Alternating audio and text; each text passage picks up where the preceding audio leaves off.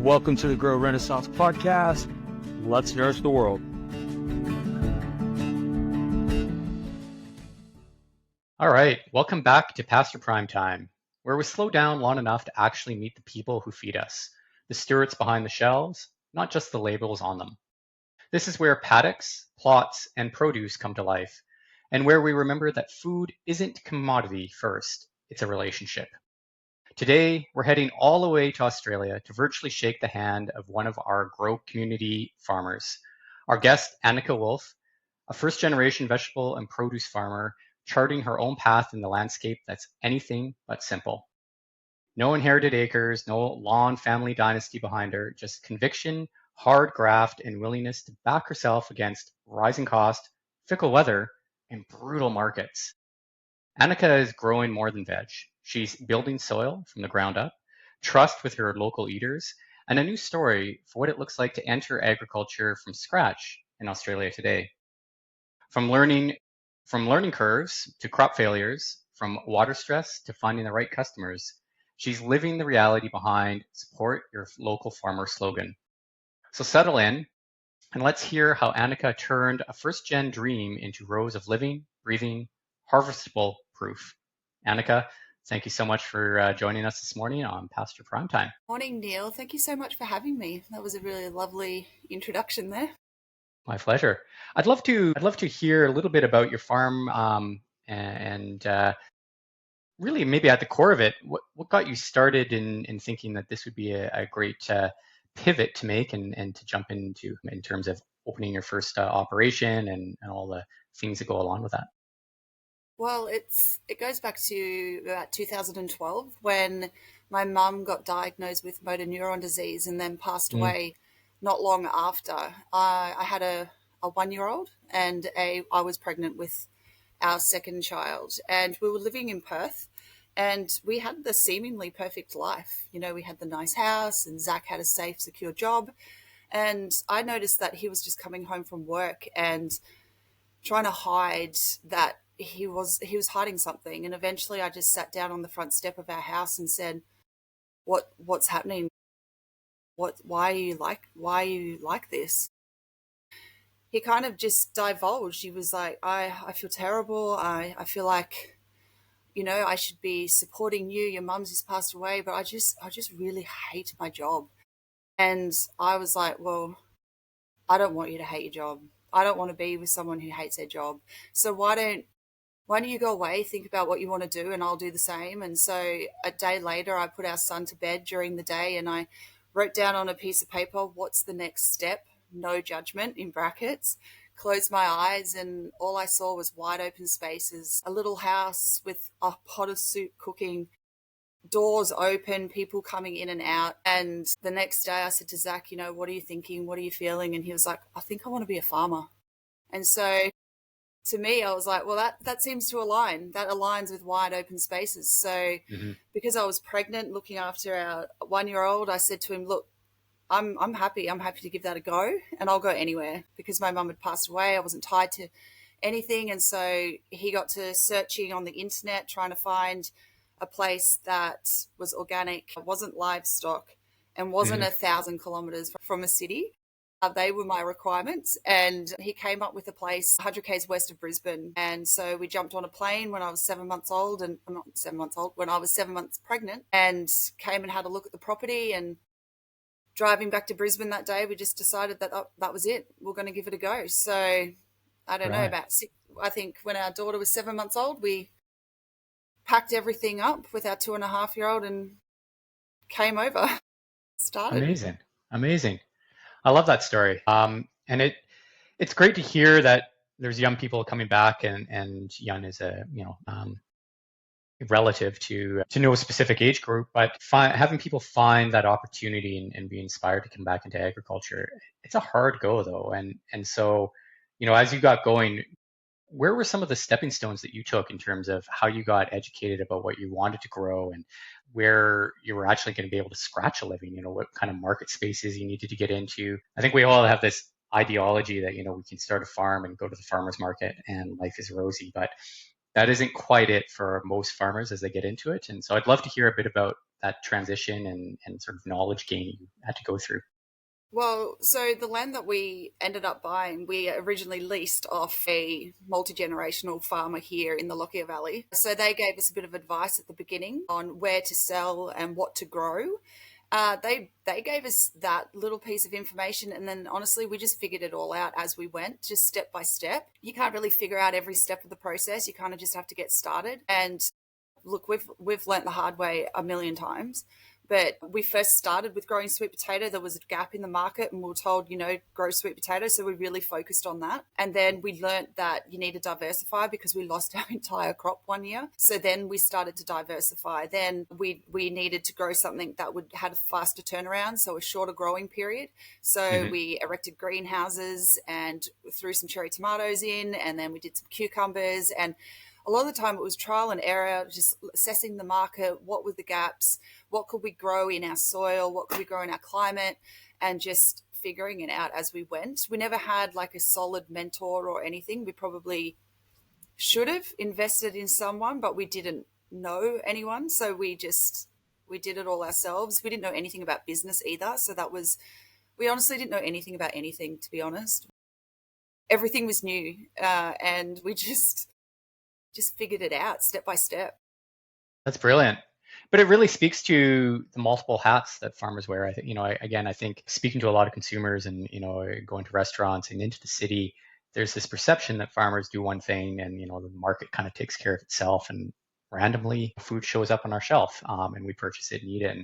And that isn't the case. I mean, you're a living, breathing testament to that you got to figure out the books and you got to figure out suppliers, and there's packaging and there's the inputs and the soil health, and still being able to raise a family within all of that, which is another dynamic as well. And so good on you for for trucking through and kind of learning the hard way. Being in produce as well, I think it's interesting growing those products that sort of run of the mill, everyone needs them, has them, the staples, cucumbers and tomatoes that we use on a regular basis. How is that being in a market that's very congested with large greenhouses or large offshore imports of the similar products that you're selling? So we're certified organic. So the market here in Australia for certified organic is a lot smaller. Okay. There isn't a huge amount of certified organic growers. So we kind of we don't know everybody in person, but you kind of know who grows what. And you do get every now and then a corporate grower that will just come through and annihilate the market and just flood it and push you out of the market. That will happen because they don't match the supply and demand, which is something that I've always found very fascinating with farmers, where they have the mindset of, if we just grow lots, we'll make more money. But it just essentially means that you grow so much that the price drops and you work harder. So we have that happen a little bit. We don't have the same congestion as the conventional guys. There is a lot of competition and price dropping, and it's a lot messier in the conventional game than it is for us. But we definitely experience when there's too much supply across Australia for specific things. Yeah. Have you heard much about permaculture? Have you read up on some of the permaculture techniques as you? I know small bits, but I haven't researched it or gotten into it. No. Yeah, it's something that as you're speaking and given some of what you've shared about your farm prior to this conversation, I'd love to explore that with you. But permaculture for our audience really is just a system of practices that, Annika, I think there's a lot of great takeaways in some of the methodologies around that. And it's all around some of that resiliency, but how we design our infrastructure and really the lay of the land. And some of it's akin to regenerative, some kind of bridges into what organic certification qualifications look like. And there's just some really just neat abilities to understand soil functionality as it relates to the nutrient density, so that you've got something that's a little bit different on the market that still acquires a different price point. But it also deals with some of the environmental aspects. And I know you've just kind of, not to beat a dead horse over the head, but we've been talking about some of the things that have happened on your farm as of recent. And for our audience, are you able to share some of the strifes that you've challenged this year, in particular, some of the things that have kind of knocked you back a little bit? Sure. So In March, we had a flood come through and wipe out all our purple sweet potatoes. So we start planting in September, we start harvest in March. So that meant that we had invested time, money, resources into producing a crop, the sweet potato. We were getting ready for harvest and we had a flood. And so it made the land so wet that the sweet potatoes just eventually cooked and rotted in the ground. So we had assessed the crop and that was looking beautiful, but then we ended up losing it all. To mitigate that financial loss, after looking at the books, thinking we've lost about 30% of our income this year because it's an annual income. You plant September through to January, and then that's your year's worth of harvest because sweet potatoes can hold in the ground. We looked at the numbers and went, okay, let's mitigate some loss. We'll grow some extra things outside. We did something different. It's not usually what we do. Everything was looking amazing. We had agronomists come out and say, your tomatoes are the best in the valley. They look amazing. Like, how did you get past frost? And we were like, just nutrition. Like, I don't know. We're doing this all from scratch. And then we had a hailstorm come through and completely annihilate the whole farm. It looked like it snowed. I haven't seen hail like that since I lived in the ACT, and it was looking okay. But then eventually the fruit was so bruised, the leaves got frostbite, and so the crop died. So then we eventually had to pull all of that out, and we're in the process of doing that. And then we had a crazy windstorm come through and rip all the roofs off the greenhouses. So that's an uninsurable thing too, by the way. You can't insure plastic on a greenhouse, which is really what you need to insure. But that's not a thing. So we had to fix all of those. And then I know I sound like I'm making all this up, but I'm not. We ended up having a lightning bolt come through and blow up the solar about 3 or 4 days after that. And we were just like, there's nothing left. Wow. And yet you're still trucking on. I mean, I think it's a testament to the grit of farmers and the desire to do something on the land, regardless of being able to see profits at the end of every year. And it's the stressors that, continuously faced by farmers that, the decisions we have to make. When it came to the flood, I want to go back to that really quickly. Was this a flash flood? Was it something that came up top, or are you by a riverbank? Was that an overflow? Like, how did that? No, we've got a lot of water. We've got a lot of access to water on our farm. It's called Spring Lakes Farm because we have a lot of spring water. But it just was heavy rain we had catastrophic floods in 2022, which followed a drought. They were massive. So that basically ripped apart the whole farm. I'm talking roads, electricity cables exposed. It was more damage back in 2022. Yeah. The reason I asked that, and again, going back to some of these permaculture techniques that I think you might find fascinating, is we can do some design work around building swales and keyline structures into the soils to prevent some, flash flooding issues that happen. And so your crops don't suffer as great of damage as yours did.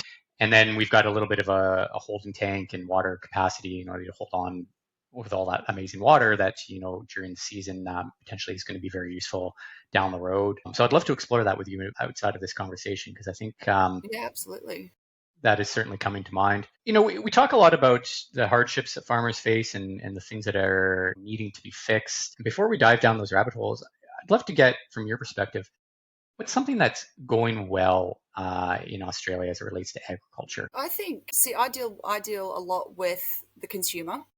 Mm-hmm. I feel like in Australia, people are starting to really want to help more. The awareness is building. I deal with people who go to the farmers market. I've noticed I do the farmers market purely because I love it. It's not a way to fund the farm. It's not enough to fund the farm, Right. But I absolutely love it. And over the last few years, we've really had a massive growth of people coming to farmers market, people wanting to support the growers. So I really feel like people are becoming more aware of what is happening, and that gives me hope. That's great. And is that the awareness of how you're growing and raising the food, or in your case, growing it? Or is that just people looking for more organic or healthier food? Or is it a mixture of all of that? What do you think? I think it's twofold. So I think you've got the customers who are caring about their back pocket, realizing that the supermarkets have become quite expensive. And then you've got the people who know the stories of the farmer. They want to support the farmer. Where I have my farmers market, it's a regional space. So there's handfuls of people who have come from farms, who understand the hardship, who want to support farmers. So I think it's a bit of both. People seeking out cheaper produce, but then also people going, I want to support the farmer and I want to know where my food comes from and I want to know my grower, and they want to be more connected to their food supply. Yeah, that's brilliant. I like to hear that because it's important, I think, to get these origin stories out there and you know, continue to connect the dots with those that are growing within our national borders and your national borders. When we start thinking about some of the issues, you know, hope is great in building resiliency. On the other side of that, we've got actually a report I was just doing some research on. I did a little bit of a speaking engagement this morning. You were on it actually to a bunch of Aussie farmers. And the report that I read was from Oz Veg. And there's something like 55% of horticultural farmers in Australia are looking to exit the industry as soon as possible because of all the issues, the whole messy middle. That's very scary when you think about over 50% of horticultural farmers, produce farmers are going to have this mass exodus.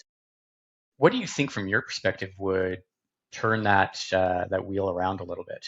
What are some of the things that might help support that from your perspective? I guess to retain them. I guess that's really what I'm trying to drive Well, I at. think there's three things we can't control: weather, market, government. We have to Mm-hmm. leave the weather aside. Obviously, you can mitigate some risk by the way how you grow. And I mean, you know, Zach will now bed form higher and face beds different ways and build drains. And so to mitigate some, because our problem is too much water, which is but I think when we're talking about the market and the government, if we can eliminate red tape, if the market, I can only talk from an organic standpoint because that's the market that I know, it's just too up and down. Farmers are price takers, and that's crazy. I mean, I don't know any industry where you negotiate the price that you're going to pay. Like if you go to a service industry and you go get your hair cut, you don't get to the end of your haircut and negotiate with the hairdresser how much you're going to pay. Or an employee doesn't say, you know, my hourly rate is $100 an hour, but my employer just negotiates with me at the end of the day and says, you know what, I'm actually just going to give you 65 today. So the market being so inconsistent and all over the place, it's hard to forecast numbers when there can be such highs and such lows. And I think the reward, the risk is outweighing the reward. It's just generations aren't coming through where we are. There's a handful of organic producers in our area. We're called the salad bowl of Queensland. And there's just the younger generations aren't following through because they've lived a life on the farm and they've experienced endless amounts of hardship, and they just don't want to live a hard life, I guess. So I think it's, yeah, you know, we got to focus on the things we can control. The weather is not one of them. It's not really, sometimes you just get hit by weather, but the market and the government, definitely. Yeah, and you know, it strikes me too that when you start seeing those numbers and reports like that Oz Veg put out, over half of the horticultural farmers want to leave. That means the pickup would be import. You're going to be importing a lot of the things you could grow locally, right, nationally or locally. And that in itself, I think, should, you know, perk up people's ears a little bit to push the conversations to challenge what's going on. Because if you're importing something that you can do locally and actually have a, you know, an economic driver and a workforce, something's fundamentally broken in the system and needs to be corrected. And so, you know, for all our Australian folks that are listening to this, I know I'm doing a lot of work in Australia these days and trying to spread a message about what grow can do. But we need to have a strong voice out there, and we need to start advocating a lot more about what's happening in Australia so that we can turn the pendulum a little bit, and these farmers aren't looking to exit, but maybe looking to change what they're doing a little bit, but retain their farms. Being an organic farmer, I know organic certification kind of has its controversy and whether it's legit or not. You know, how do you obtain it? Is it really organic if your neighbor's spraying? You know, all these different components that go on. How's that journey being to, you know, be an organic farmer? I mean, I gather in getting to know you a little bit, it was really a head-heart decision, that more heart than anything, that was like, we're going to do this because of the health factors. But how's that journey been to maintain that certification or even get it in the first place? The organic certification, in my opinion, isn't too bad. We've got nothing to hide. We do everything by the book. So it's pretty simple process getting an organic certification once you get started. We have a governing body that's actually really helpful, but it's once you start getting into food safety and the red tape around food safety, that's when it starts to you get bogged down by mass amounts of ridiculous paperwork, and it's very frustrating. And every year at my audit, I want to pull my hair out because I just feel like this is a dysfunctional process. But the organic certification, I understand why people have big question marks around it. I think in horticulture, the organic horticulture game, organic certification is necessary if you want to scale and if you want to sell in the open market. You can't just say, I'm organic and sell it. Retailers have to you're not going to be able to expand your market. You could do that at a farmer's market, absolutely, and you could gain trust by your customers, and they could know that,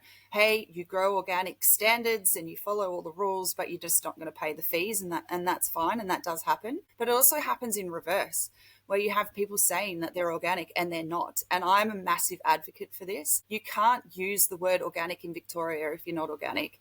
In Queensland, there's no rules around it. So I sell at a farmer's market, and there's lots of people saying organically grown, chemical free, spray free. And it's a grey area. And unfortunately, I always say it's really up to the consumer to do their research, because I'm honest, I follow the book, and I will tell you that. And you can ask me 1,000 questions for me to be able to prove that if you like. You're going to have to do that at the farmer's market as well. And I give them a whole list of things that they can ask or look out for to make sure that what they're getting is what they think they're getting. So I know that there's a lot of producers that don't want to go down the organic game because of the red tape, because I don't know a lot about livestock at all, but I buy grass-fed straight from the grower. I don't care if it's organic or not, because they tell me about the rules that they have to follow, that it doesn't make any sense. And to me, the way that they raise their animals is perfect, and I don't really care that if it's got an organic certification stamped on it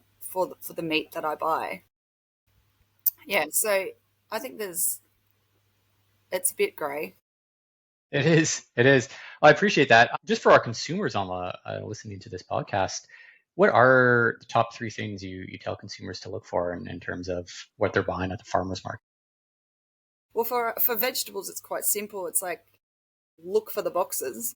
You can see boxes everywhere. They'll tell you whether they're certified organic or not. That's one of them. And then you can just ask questions like, how do you mitigate weeds? What do you do for bugs? Like, what kind of pests do you have, and what's your solution for that? The weed control, where is it grown? How long does it take to grow? Just ask them questions about that. That's usually what I say. Just you've got to have another way to deal with bugs and weeds that isn't spraying.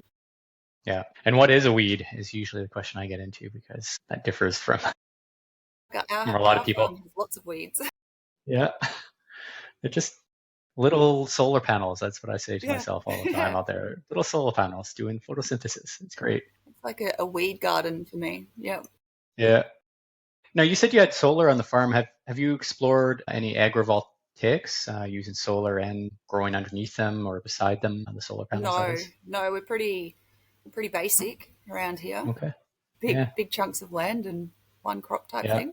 That is something that is, and I don't know if there's any programs out in your neck of the woods, but there's a lot of research and certainly in different setups that I've built and designed.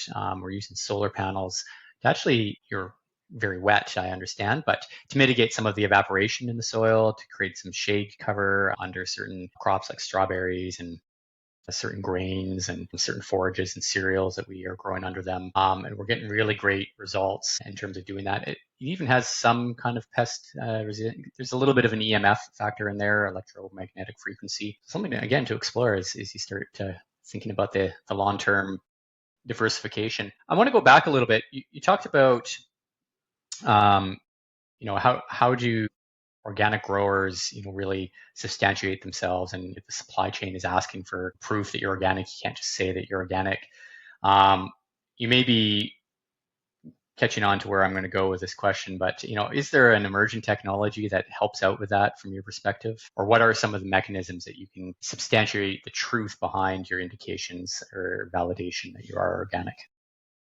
Well, I'm not an expert on this part of the process, but the blockchain is a way.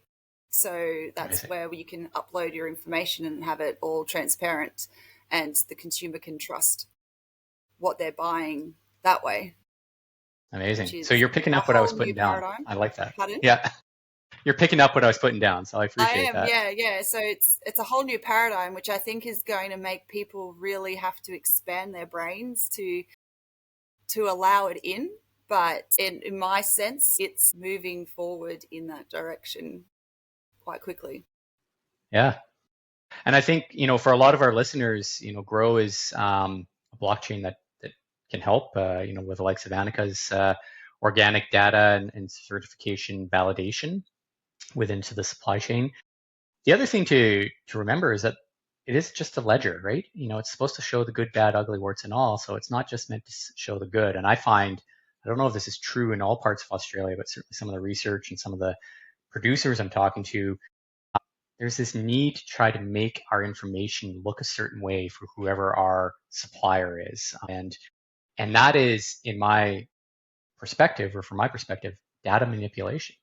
I'd rather see that, hey, you had a bad year of pests and you did need to use some sort of spray that was more foliar, maybe doesn't leach into the ground because it's the only way to stay, alive, versus you using the spray, not dictating, not putting that information on a sheet.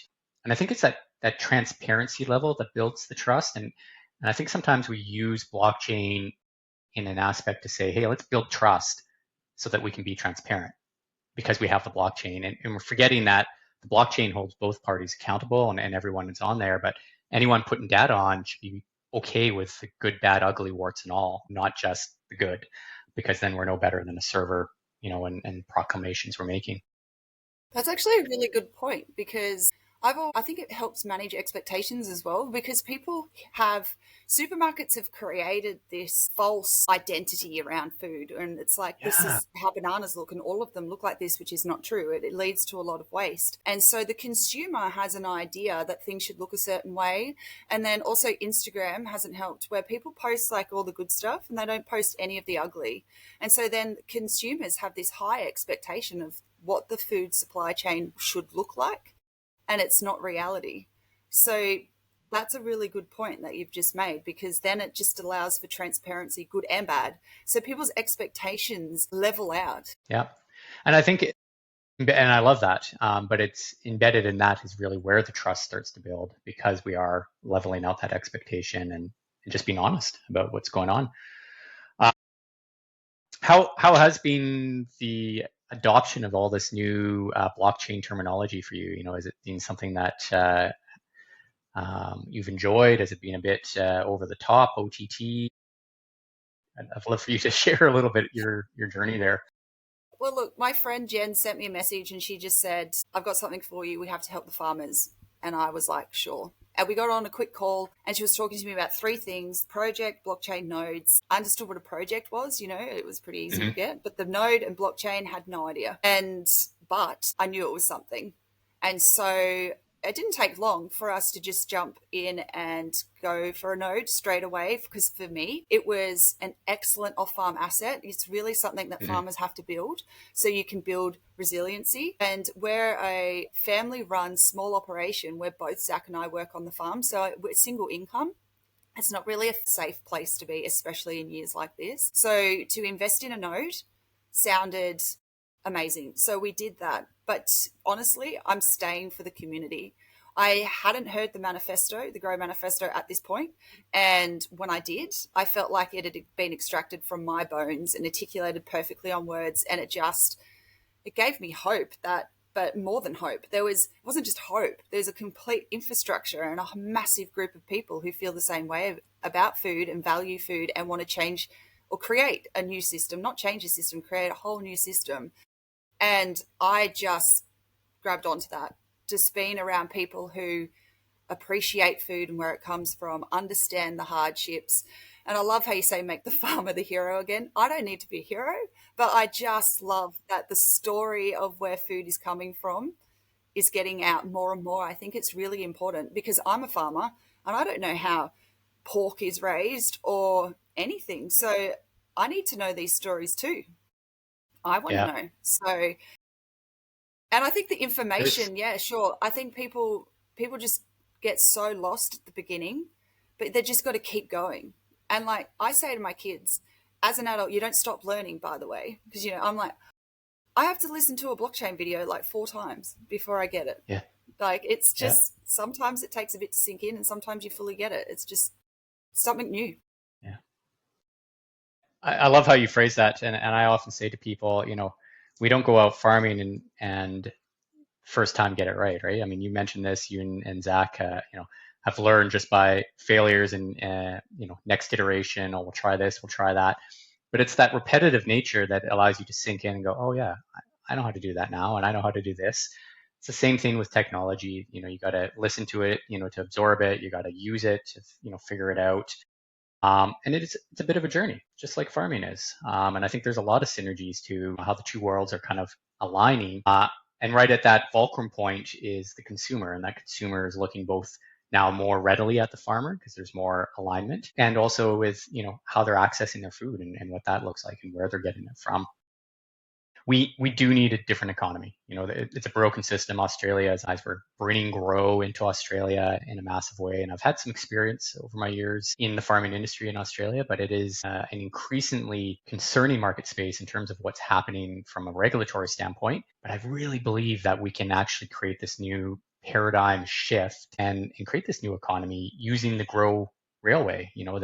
We've laid the tracks and we've put the foundation in terms of the technology there, and now we just need to say to everyone, there's this new railway here, and it takes all of us getting on board. The consumers, if you're listening, the producers, if you're listening.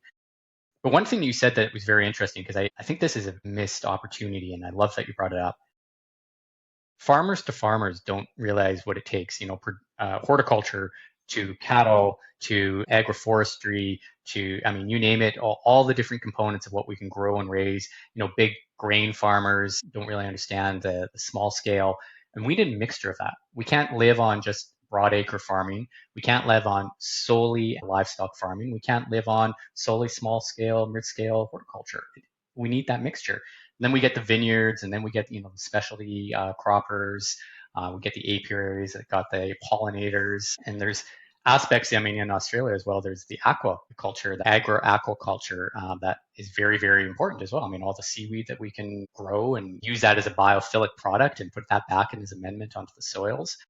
And so I think it is very much important that knowledge sharing doesn't just happen between producer and consumer, but as producers to producers, because that's where we start to see how different parts of the agriculture, capital A agriculture, all work. And what's working in horticulture systems may have pliability over in the cattle operations, just the way you build fencing or burrows or deal with your water. And I've learned a lot just starting to explore all the different aspects of agriculture. And I don't know if you find that true yourself in learning about the vast spread of agriculture across Australia.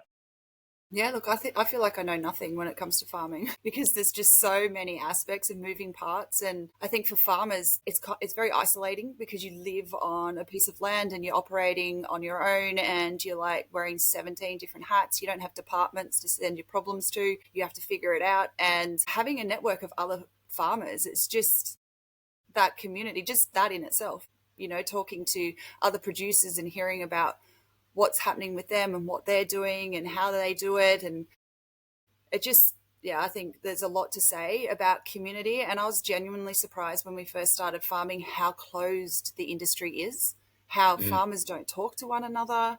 I used to say, wouldn't it be a lot simpler if we all just knew what we were growing, and then we could fill gaps in the market and not everyone grow the same thing at the same time? Then we wouldn't flood the market, but there's just none of that. There's no communication, and I don't know why it's always been like that. I don't know why it went that way. I think community is huge. Community is definitely missing. It's something that, and I appreciate you said that about the grow community, because we are a lot of head and heart and aligned spirits in terms of why we're trying to move this Renaissance movement forward. There's a process called agri-hoods, and it really sort of brings this community. Have you ever heard of it, agri-hoods? No. So there are establishments on the side. Let's take Brisbane as an example, sort of a urban area, and just on the outskirts, you create an agri-hood, and that agri-hood would have, commuters go into the city potentially to work, but it's a little neighborhood made up of a bunch of like-minded individuals, and they are all growing different things, and so they support each other. So one grows the tomatoes, and one grows the bell peppers, and one grows the community cucumbers. Somebody might have chickens for the eggs. And what they do is they just pool it all in the center and this little, call it agri-hood grocery store, if you want to call it, but they put it all in there and people just go in and help themselves because it's a community spirit and an effort. And they start learning off each other. And so they've established these in MENA and the Middle East and Northern Africa. They've got a couple in America. They've got one down in Costa Rica. And I'm really excited about this starting to take off because I think it's going to start to bring the urbanites into a spot where they're going to say, hey, I better start talking to farmers that have been doing this for a while and injecting myself a little bit. Even the amendments that they use on the soils, like what is soil conditioner and what is a soil amendment and what is fertilizer? And do we need any of it or do we need all of it? And how does that change the nutrient density of food? And so certainly excited to see that we can get that started over in Australia. And maybe Grow could be a leading supporter in that. That is exciting because, look, food brings people together. And when people grow food, it humbles them. So when the people who come to the markets and they've grown something, their appreciation levels for the food is 10 out of 10 because they'll come in and go, fruit fly ate all my apricots. Or, they'll be like, oh, so thank you so much for growing this because they understand that it's a mission, and so like if you did have that agri-hood and everyone's producing something, it's going to bring community together. I think that'd be pretty cool. Yeah. So what's your favorite produce? What's your favorite vegetable? To eat or grow? Yeah. Well, let's go with growing first because we're talking about growing. Look, I like snow peas. I like the look of them, but they're very, there's a lot of hard work involved in that. But they're so pretty. To eat, favorite vegetable? I'm going to go, you know what, it's a bit of a plain one, but I really like zucchini. Oh, yeah. I don't know. I think it just feels good, zucchini. Yeah. Yeah. It's I like. I'm sure there's lots of people just going, yuck, zucchini's yucky. It's like you either love it or you hate it. Yeah. I did a trial on my farm with zucchini and corn, gem corn, so the colored corn, in terms of just a companion crop and seeing what the soil would do. And I, like you, I don't put a lot of anything in the ground, just nature-based solution byproducts. And I had a bumper zucchini crop, terrible corn crop. The zucchini was bumper, and just massive zucchinis as well. Yeah. So whatever's in, which I know in the rootstocks and the things happening below the soil there from the corn, definitely is an advocate for zucchini. So if you don't care about the corn, that's a great champion. Yeah. And you mentioned you don't foresee yourself with livestock. I think a lot of people, when they think about small scale farms, they've got two images in their mind, right? They've got the broadacre farming where you've got the big equipment, big sprayers and big tractors. And then you've got horticulture farmers like yourself, and they're like, oh, yeah, so you've got the chickens and the sheep. And you're like, no, we're just doing this. But is it just another thing to learn? Is it an aversion to animals? Originally, I was just like, because I was a city girl, I didn't want to deal with the inevitable heartache that would happen with raising animals. So I just felt like I'm far too soft for that I don't want to see animals in pain, and I don't want to have to be the one to deal with that. I'm a lot tougher now, so I would handle it more. But that was the simple reason behind it. And that's why I always say I don't want to raise my own chicken or beef. So that's why I love supporting the producers who I support at the farmers markets, and I will always pay them whatever they ask me because I don't want to do that myself. Yeah. Yeah. I mean, we did have pigs once upon a time just to help with the nourishment of the soil, but it was a little bit too much to manage, and we just had too many things going on and couldn't take care of them the way that we wanted to. So we decided that we needed to drop something while we just got something right because there was so much happening. Yeah. Fair enough. Yeah, swine are they're an interesting breed to rear, pigs in general. Yes. Little escape artists, I find, just if you're not on top of them. And they eat everything. They do. They do. Yeah, they ate, yeah. Yeah. So as we start thinking about, your operations in general, maybe you could share with our audience, what are your hopes for your farm here? Like, what do you think the next, outside of the things you can't control like Mother Nature and some of the strife and grit that you've gone through, where are you hoping to take your farm in the next 2-3 years? Expansion, more diversity, carrying capacity? What does that look like for you? Definitely not expanding. I think we're at the scale that we enjoy. Okay. Look, the biggest focus for us is financial stability leading to the legacy.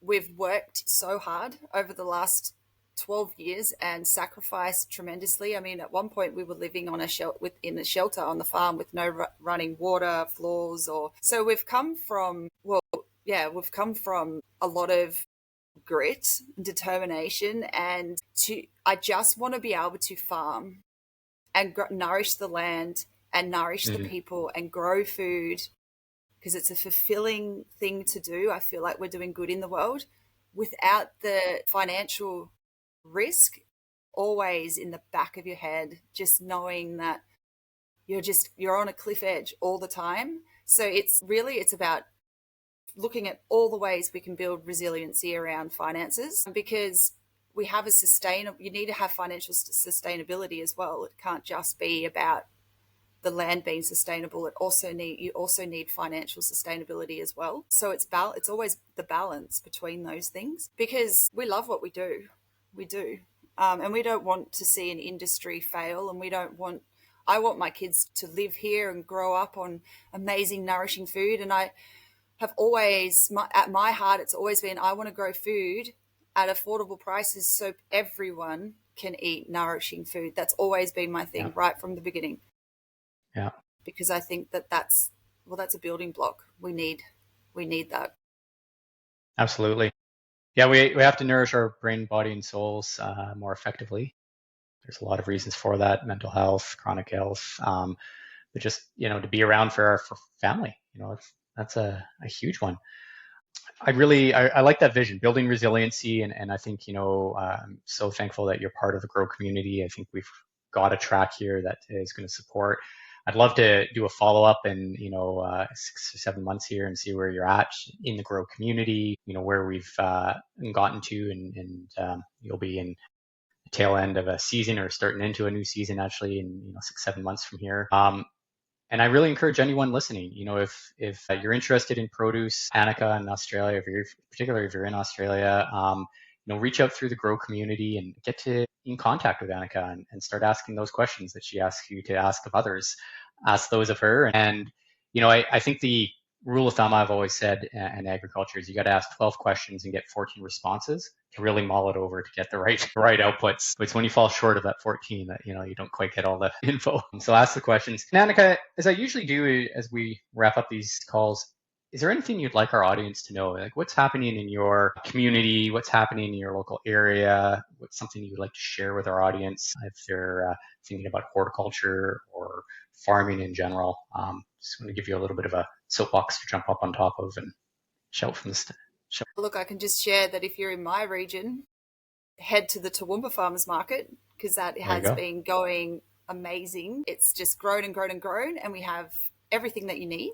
And then also Brisbane Northey Street Markets is an excellent market as well. So that's where you can start to connect back to your food again. It's a really good stepping stone, and you get to talk to all the farmers, and it's a great day out. So yeah, is that Saturdays, Fridays? So when is your Farmers Market is a Saturday, and Northey Street Market is a Sunday. And they've both got an excellent vibe. You can go get breakfast and coffee. You can pick up everything that you need. And you're just around people who care about food. It's like a religion to me. I've been going to farmers markets for like 18 years straight, die hard. Wow. And I love the diehards. And it's the best. And the little kids walking around eating apples and carrots, and brilliant. Far better than a trolley. with the artificial lighting. Yeah, absolutely. No, it's wonderful. So please take note of that, everyone. And do you have a website? Does your farm, you and Zach, do you have a website for your? We do have a website, springlakesfarm.com. Okay. Yeah, I'll Spring admit Lake it's a Farm. little outdated. But it would be a good spot if we had even suppliers on here that were looking to get in touch with you, or individuals that just had questions about what you're growing and potentially how they can access it. So check out the website, go to the farmers market, and make sure you follow along with Annika's journey. And if you're interested in those grow manifestos, I highly recommend you get into the grow community and you seek out Annika, because she can help you get those grow manifestos in your grow wallet, and start digesting that information and the ethos that we put together there. Is there anything else that you'd like to share with our audience, Annika, before we do a wrap up? Look, I just think that one of our biggest missions is getting people to value food again. And though I never want to sit on my soapbox and say I'm a farmer and my problems are harder than anybody else's, I'm fully aware of the fact that everyone's got some problem in their life that they're dealing with, whether it's significant or big. But at the end of the day, everybody's problems are going to get worse if we don't have good food. And so I think just everybody slowing down a little bit to start connecting back would be a really good starting point, so we can get a better system happening. I love it. And I want to leave with a little bit of a slogan that I think we're starting to create a flag, or at least a t-shirt slogan opportunity for, which is no farmers, no food, no you. And let that sink in. No farmers, no food, no you. There is a solution, and that solution is grow, and wonderful community members like Annika and the work that her and Zach are doing in bringing good, nutritious food back to the market space that we understand how to nourish our bodies is vitally important. But no farmers, no food, no you. That should be something that scares you. Get in touch with Grow. Thanks, everyone, for joining us on this episode of Pasture Prime Time. Until next time, Annika, thank you so much for making time this morning in Australia. And we look forward to catching you on the next episode. Thank you, Neil.